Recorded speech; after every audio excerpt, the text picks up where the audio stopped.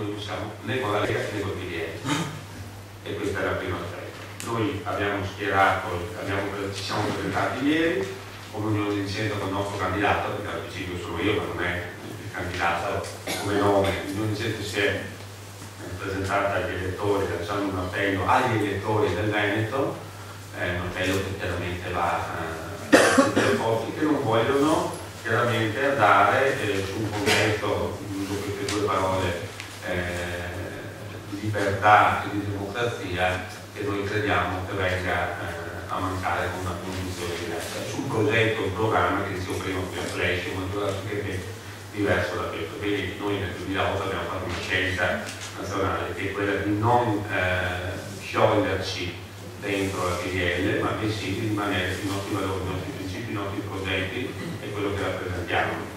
E credo che su questo è il centro. E a livello territoriale ci possono essere delle alleanze dove queste alleanze vengono chiaramente definite rispetto a progetto, programma e uomini che ci sono. Noi nel Veneto oggi ha aderito al nostro appello ieri già l'Alleanza per l'Italia, credo che ad oggi aderiranno le liste civiche autonomiste e poi vediamo cosa verrà. Noi oggi siamo su questo percorso, è un percorso diverso, idealmente di partenza sia da una parte che dall'altra. Ecco, poi volevo dire, io credo che sia importante rispetto al contesto del convegno di questa mattina, proprio che le cose vadano di pari passo, nel senso che le pensioni sono diminuite, mentre tutte le spese sono aumentate. Il potere di acquisto è diminuito, ci sono meno risorse in tutti i comuni a partire dai colori di appartenenza, meno risorse per le famiglie eccetera. Allora io credo che su questo ci sia realmente una società che non mette nelle proprie priorità, nei propri programmi, nei propri progetti, quelle che sono le politiche alla famiglia e alle persone, ma mette altri tipi di indicatori. Il famoso, io la chiamo vergogna, ma qualcuno potrebbe essere interessato in positivo, questi sono aspetti. Noi abbiamo votato nettamente contro quello che è stato la grande sanatoria dello scudo fiscale. Se lo facevamo noi in maggioranza, eravamo ladri, assassini, delinquenti, avevamo famiglie, proteggevamo la mafia, camorristi e tutto il mondo di questa terra, che facevamo rientrare con 3%, 1 più 1 all'anno, eccetera, tutti quelli che avevano portato illegalmente i soldi all'estero.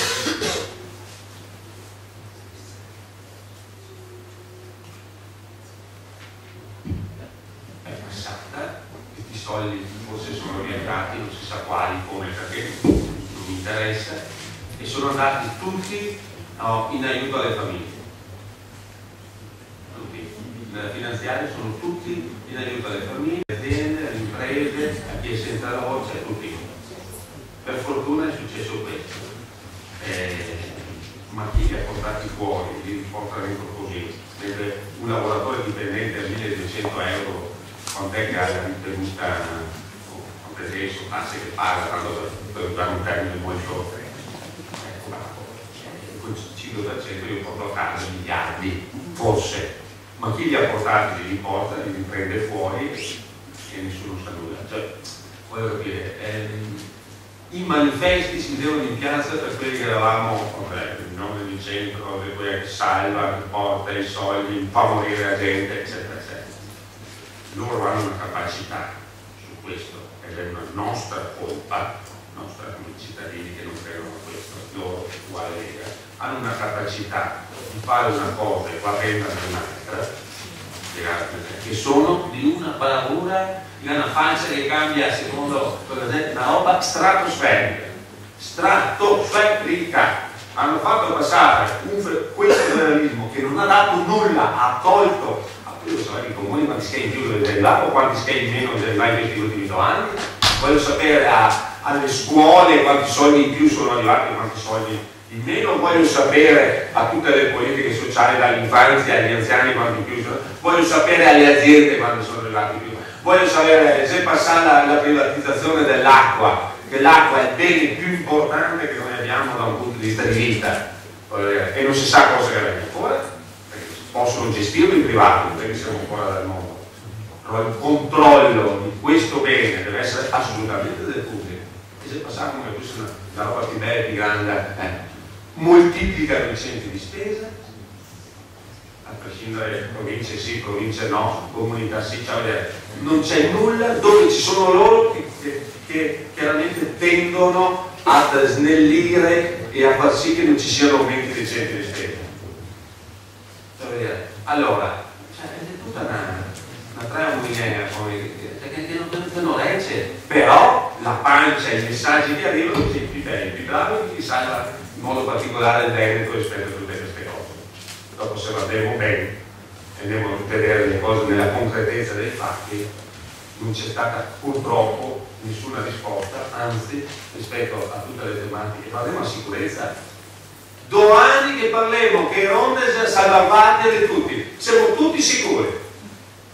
Un comune in Italia si è partito, uno per un motivo ben specifico, che è quello dove è successo da un altro problema nel trevigiano, che è partito il figlio di questo, è cattivile, eccetera, eccetera. Ma che vuol dire 0,000 rispetto a un tema, anzi le forze dell'ordine devono andare a dividere i rossi, i verdi, i bianchi, gli azzurri, cioè non esistentiamo i 4 schei alle forze dell'ordine per poter intervenire, no? Chi siamo a fine senza macchina, senza benzina, senza che questi facciano, è tutto quello che va bene. Mettiamo l'esercito, che è una cosa bellissima, a star là che non puoi neanche minimamente intervenire, si chiama un cellulare, su cui diciamo la polizia di là che si l'asse, bisogna intervenire, perché loro non possono fare nulla. Salvo che non si venga, si interviene su uno stato diverso, allora c'è un'emergenza diversa, allora per intervenire come deve essere diverso, no? Quando deve intervenire l'esercito, delle note, non so più prima a scuola, non mi ricordo il termine, come può? Allora interviene perché c'è uno stato di emergenza, allora interviene direttamente, siamo un'altra parte del mondo, voglio dire. Ecco. E credo che questi sono i temi. E chiudo con questo aspetto.